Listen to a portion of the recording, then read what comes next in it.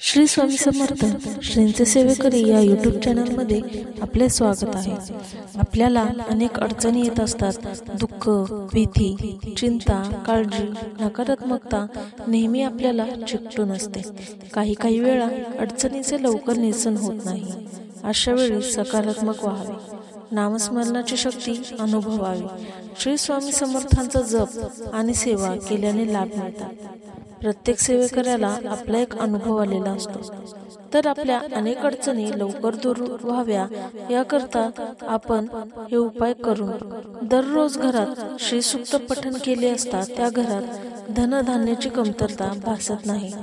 लाल रंगाच्या रिबीनमध्ये तांब्याचे एक नाणे मुख्य प्रवेशद्वारावर बांधल्यास घरात सुख, शांती व धनाची वाढ होते. प्रत्येक गुरुवारी तुळशीस दूध अर्पण केल्यास धनलाभ होतो. अमावस्ये दिवशी सकाळी पंचगव्य संपूर्ण अंगाला लावून आंघोळ करावी. जमल्यास तीर्थक्षेत्रावरती पंचगव्य लावून स्नान केल्यास अतिउत्तम असते. आपल्या घरातील, ऑफिस, दुकानातील जाळे वगैरे काढून व्यवस्थित साफसफाई करून व पाणी भरून बादलीत थोडे जाड मीठ व पंचगव्य टाकून घर स्वच्छ पुसून घ्यावे व दर शनिवारी व अमावस्येला गोमूत्र व हळद एकत्र करून घराच्या प्रवेशद्वाराच्या उंबऱ्यावर लावणे. वाईट शक्तींचा प्रादुर्भाव कमी होतो.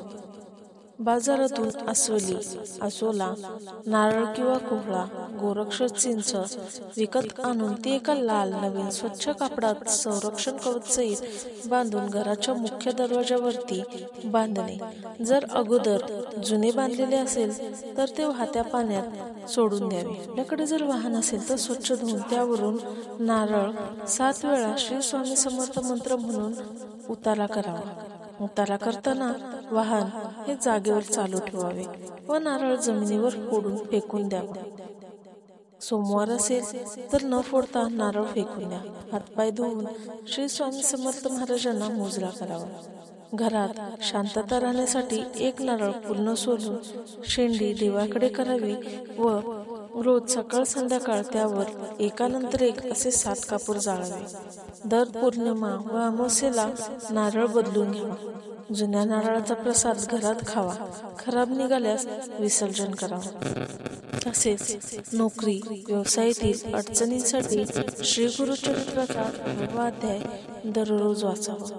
कोर्ट कचेरी यांचा फेरा बऱ्याच वेळा त्रासदायक यातना काहींना देत असतो. अशा वेळी श्री नवनाथ ग्रंथाचा 3रा व श्री गुरुचरित्राचा 14वा अध्याय रोज 2 वेळेस वाचावा.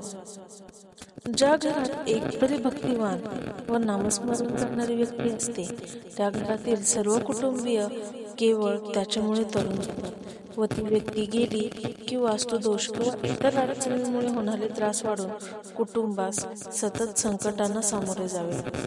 शक्य असल्यास श्री स्वामी समर्थांचा जप किंवा तारक मंत्र नियमित बोला.